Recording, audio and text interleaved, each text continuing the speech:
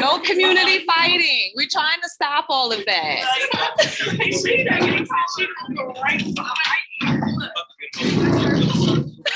This is really the most fucked up circle, ain't it?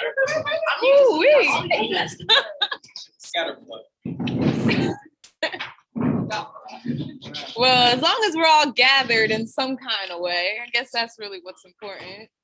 We don't have to know our shapes. That's okay. All right. So let's start out with, what is hip hop's idea about authentic identities and expressions? How do we define these things?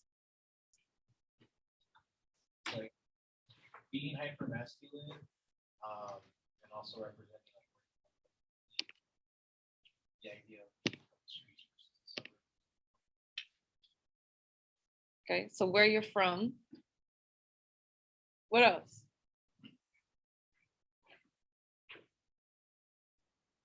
You mean the 6 things that you told us to look up? I mean, that's on page 7? Or just Look, yeah, but like expand on them. What do they mean? Well, I feel like it's always a fight between the old and the new.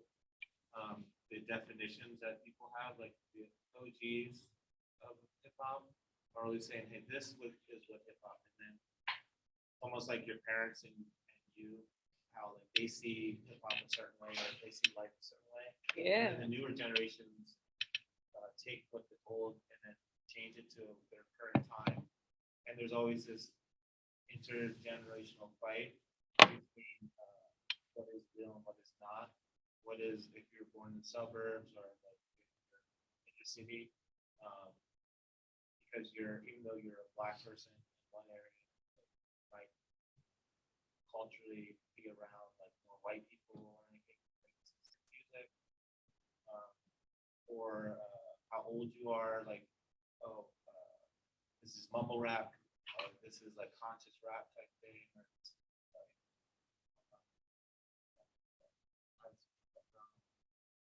like it's not like true hip hop because it's mixed with other like rock or like. So there's always the definition of hip hop is fluid, and I feel like based on who is actually the speaker of the observer of hip hop is what definition they're going to give. But in actuality, in my opinion, hip hop is everything. It's culture, it's life. So really can't put a definition on it. The definition is just part of it. Sure. Okay. What did we go through now? So we went through the old versus the new, right? So the older generations tend to kind of make the definition of what things are, and anything that follows that, right? There's a little bit of contention. Well, that's not what this is actually supposed to be. Back in my day, right? The back in my day mentality. Why you hate back in your day? That's all that I hear, though.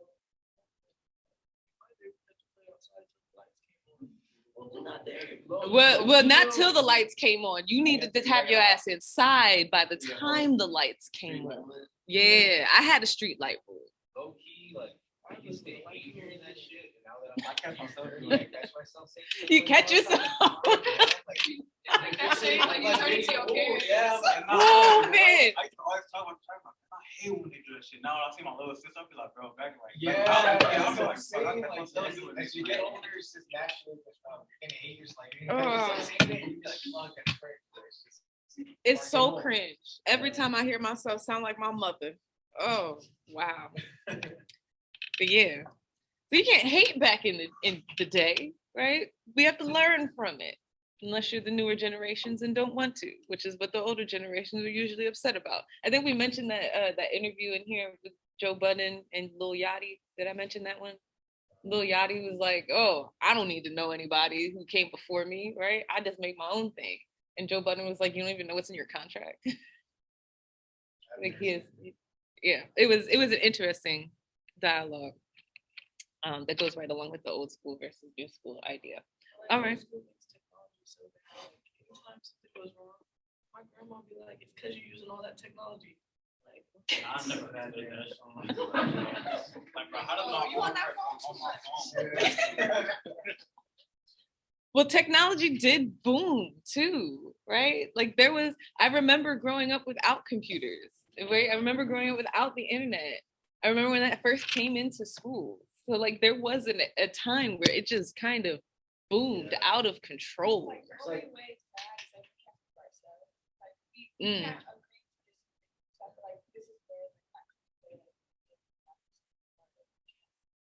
like just listen, and I feel like we don't listen. I think that's like one of the good things about how it's people with technology. I think someone like Bill Clinton still Oh, there's no way. has the space Mm-hmm. um, because there's just enough like listeners, like enough people have access to technology now. Like, people have like access. Since Twitter got like even me, I don't listen to his music, but his Twitter is hilarious. You know, since like I still have exposure to him, like even if it's not directly as a consumer, Mhm. you know, so. Mm-hmm. That's like one of the few positives about it, just accomplishing, Yeah. like how many social media. But also our ideas about authentic identity and expression have significantly changed in society, right? That's why he can exist. We had the internet 10 years ago. He was not about to be on nobody's internet 10 years ago in the same way that he is today, right? Okay, so what other differences or what other aspects can we pull out?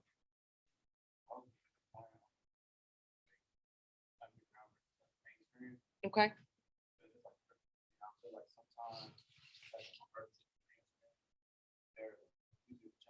Yes. So like that message might change, but like they probably not like coming from like truth, sincerity, like Mm-hmm. want to like bring awareness that they would do. Mm-hmm. Going off what you said, like Jay-Z was, he was selling drugs and everything. And then he said in like an article, an article that now that he doesn't do that, music changes. Like, why should I still keep on talking about me slinging? And then I'm like, billionaire. He's changing. There are people sometimes haven't changed, but they still live in the hood. So they want to still hear the politics. Yes. Good news, because artists are like the newscasters in the urban settings or urban life, and if you change so much or like you change your producer, a lot of times for me when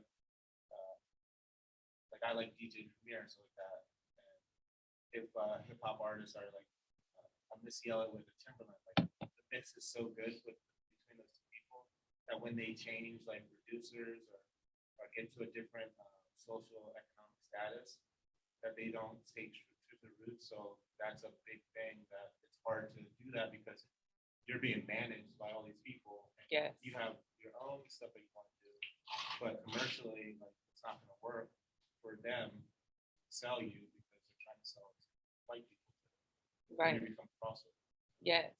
Right. When you're underground, when you're part of the community, right, you're embedded into the community. You're literally part of the community. But when you transition from any part of that community into any type of more mainstream light, right, your messaging tends to shift because your audiences tend to shift. Your audiences tend to shift because the financial backing for you being in that position shifts, right? Community cannot financially support you there. So then it becomes about who can. Right? And what makes them happy? What's going to appease them? The audience we ask our audience like to change, right? So I feel like when I was thinking about that, he's still talking about it, he's still rapping about what the first came out. Like, say when he listens to other people and telling their story, he says it's like, these are not my stories, these are people's stories that I've heard, the activists in the other communities that I'm saying out loud just so everyone can hear it. And he's also making his own, he's a producer for more people, so he's getting more people that he likes to listen to and mainstream and putting that on stuff like as artists do get popular, like it's like There's not a lot of J. Cole's. yeah, you're right. But I feel like I guess we're asking for more. Yeah, we want more. You're asking for a shift in what mainstream is and does, right? And it's not impossible, but it does take more of the J. Cole's. It takes more of the Kendricks. It takes more of the Chance the Rappers, right? It takes more of the people who are willing to push back against what mainstream traditionally has been and done. Or like if you do have that platform, just do it on, like a full 360. Oh my God. Yeah. He's just so disappointing these days. Like, Yes. how did you go so far? Like you're so far from where you started. Like you listen to All Falls Down, Mm, and you think about the fact that Candace Owens is one of the chicks that was in the video. She was the protagonist in the video. But the video itself, it's like who you are now with both of you is just that breaks my heart. I love it. I wonder what his mother would say today. Yeah, I'm honestly, sorry, It's it's not acting nasty. out right It's now. like-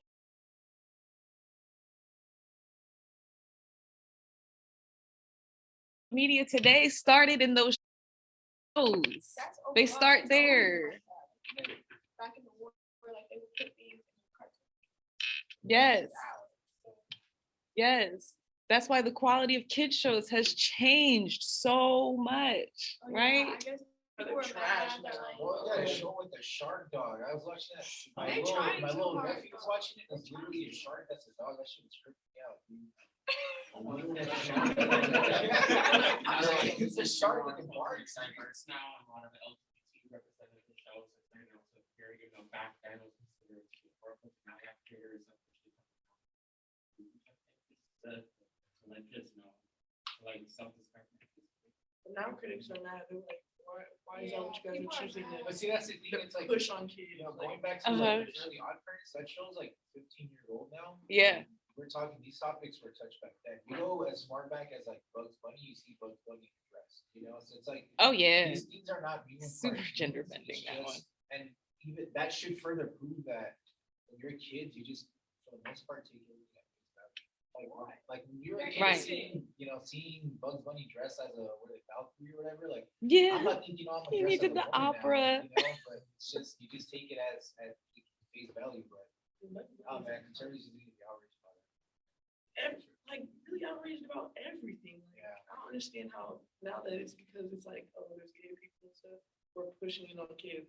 When it's heterosexual, it's perfectly fine. Like seeing kissing and all that. but now- Every single Disney movie. But then now Alessa's like not Ariel because now she's black. Yeah. Even Okay. All right. Hold on. Wait.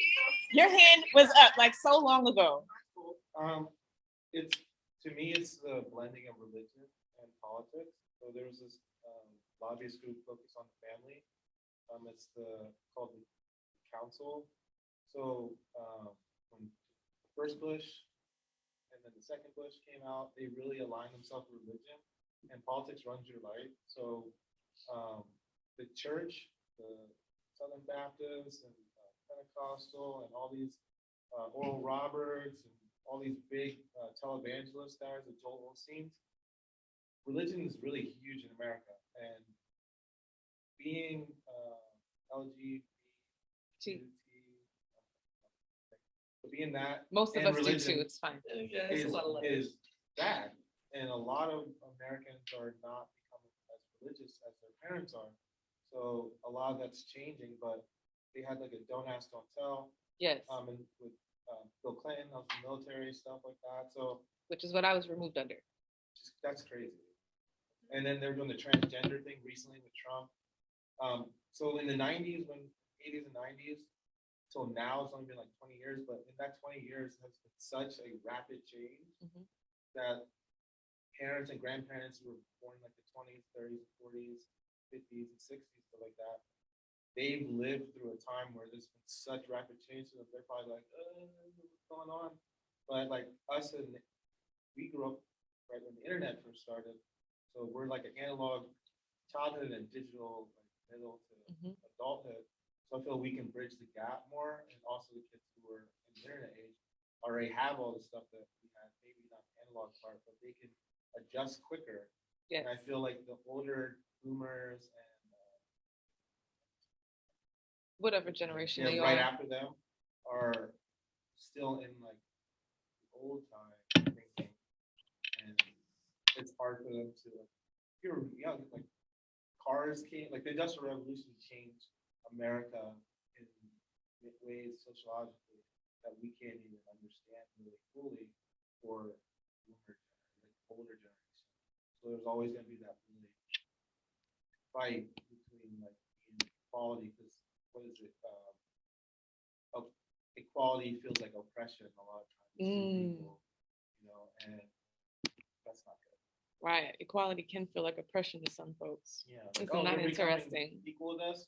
They think that they're scared that now that they have a voice, that they're going to do the same things that dominant group did to them. Hmm. And that's not the case. You just want to live, you know, equality, but like you be on the same level, social level, economic level, politically, or just anything, is threatening to status quo, the majority thought of culture. And it takes time, and you need those people who are in the minority culture or the taboo culture to fight back. If they don't, you're gonna get the status quo. You always have to fight. So this is a perfect segue to put this in conversation with Nuri Martinez. How did we get here? Why would someone in her position say the things that she said? Comfortable.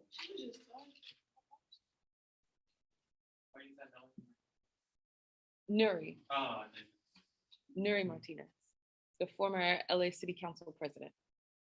I thought she was Yes. too comfortable. Like, when you get power, you think that the power corrupts, and absolute power corrupts absolutely.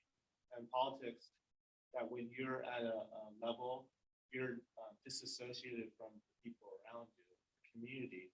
So you're not really part of the community. You are an elected official, but you're in your eyes, your ego tells you like, oh, I'm above these people. They're not me. So moving from the underground to the commercial, Yeah. right? Yeah. Moving to that mainstream light.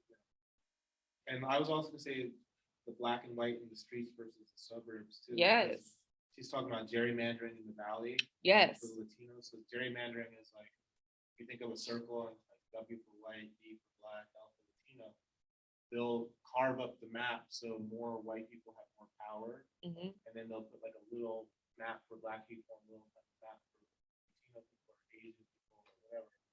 And Because you then heard what they they'll said, right? They lose have to power. redistrict in order to have favorable votes, Yeah. right? It doesn't work to redistrict if you're not going to redistrict in a way where most of your voters can actually make a difference. And it's a big thing, gerrymandering, because whoever's in power gets to make the maps. Yes. So if you are a black person or someone from Oaxaca or a white person, and The you short, don't know- dark-skinned people she was talking about, it's right? The crazy. Oaxacans. And like the white city councilman has a black adopted son, and he was calling him like Chiquito, little black monkey, like little monkey. So like if the people who are representing you don't like you, and you don't know that, you're screwed. Mm. So for this to come out now, it shows you like you need to be more involved who represents you and really know who they are. Because if you don't, you're gonna get screwed. Because it don't matter where you go. All skin folk ain't kinfolk. That's true. Is it going? Oh, my volume was down. All right. So how are we doing? Exhausted? All right. All right. So what y'all think about the bulletin? I did not, I had to read the word because it's what it said. You had to look at it a little bit, right?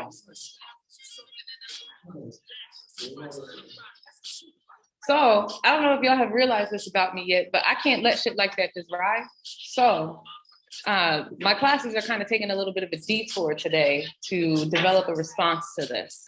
My 212 class started this morning with the brainstorm sessions. So they decided what kind of a response they wanted. So if you look at band, I just posted a working doc with a little bit of information about what happened, who it looks like may be presiding over the class that the bulletin is run by. So the bulletin is a newspaper that is produced by students enrolled in COM 355 News Production Workshop. So that means it's a classroom full of students, right? It's a class full of students. I don't necessarily know how many students that means, but that also means that at least one instructor, right? So multiple people had to have seen this. At minimum, 2 people had to have seen this, right? The student and the instructor, at minimum, right? Then whoever uploaded it, because this is an external website that it's uploaded to. So I noticed this because when I was looking for it originally, I had a hard time finding it. When you Google the CSUDH bulletin, it takes you to the old website, which is embedded within the university's website, but it wasn't posted there. It was posted on an external website with other school news bulletins, with other bulletins. So this is a public platform, right? A very public platform that this shit was put on. That's wild to me. And that cannot go without a response.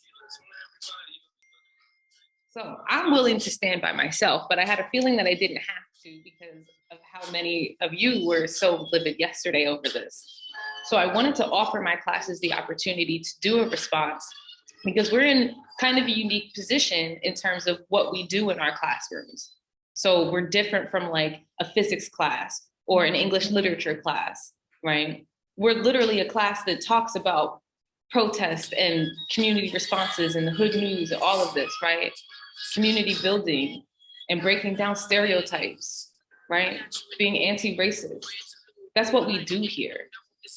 So we have the opportunity to practice that a little bit more at the university level. Is that something that y'all are interested in doing? Yeah?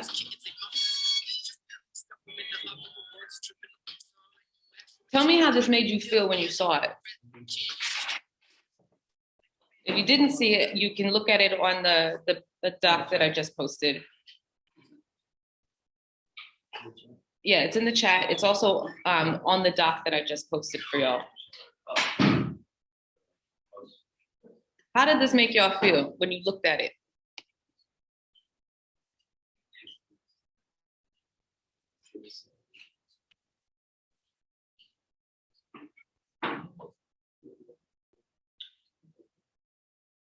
The doc? Yeah, it's not that app.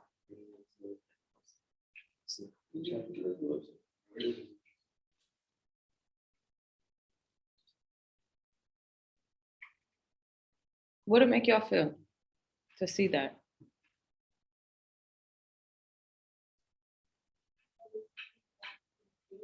Confused?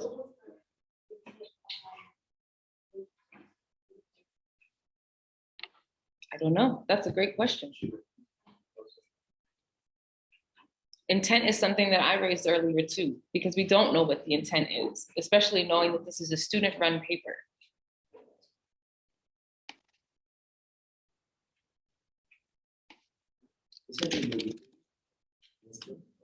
Not instantly. If you look at the screenshot that I took, where it says it was posted for 23 hours, I took that screenshot specifically so that I could say that I saw it, right? I had several people send me pictures of this, but I had to go make sure that I had my own copy to see that it was posted for 23 hours. And the only reason it was brought down was because we raised hell about it in Academic Senate. That's when it was taken down, almost a whole fucking day later. And you see how hidden this thing is. So it's like, if people are not, first of all, I didn't even know that we had the bulletin on an external website. I wouldn't go look for it there. I Google it and it takes me to the university website.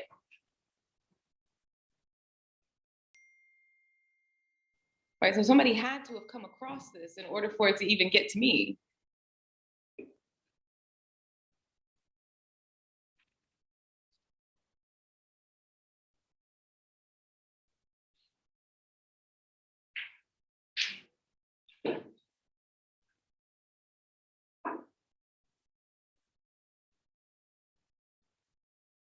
What else? What does this make you feel? What kind of responses does this elicit in you? Makes me feel disrespected. Disrespected. I come from like a Hispanic background, so. As yeah, well the you fact they should. Put like illegals, like wetback, greaser, shit like there, like that, yeah, that makes me feel disrespected for sure. You have every right to feel disrespected by that shit. Every fucking right.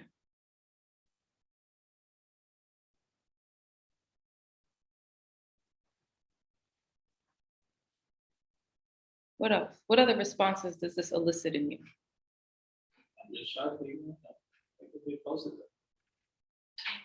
Especially considering this is mostly like Hispanic school, like why, Striving to literally be a Hispanic serving institution for the funding that comes with that. so they're just looking for the funding? I mean, would it be out of character? We were just told at this town hall that the whole reason that they went into this thing with Aramark was for the funding. Right? We know they don't necessarily care about morality. Which is also interesting because yesterday I also found out that the president tried to go tattle on me to the and was shockingly met with support of me. So he's not a happy camper right now either. What did he call me? He said I was an angry, bitter sister. Yeah. Yo, president. Mhm. So we already know how they feel about things when it comes to money. They're always in it for the money.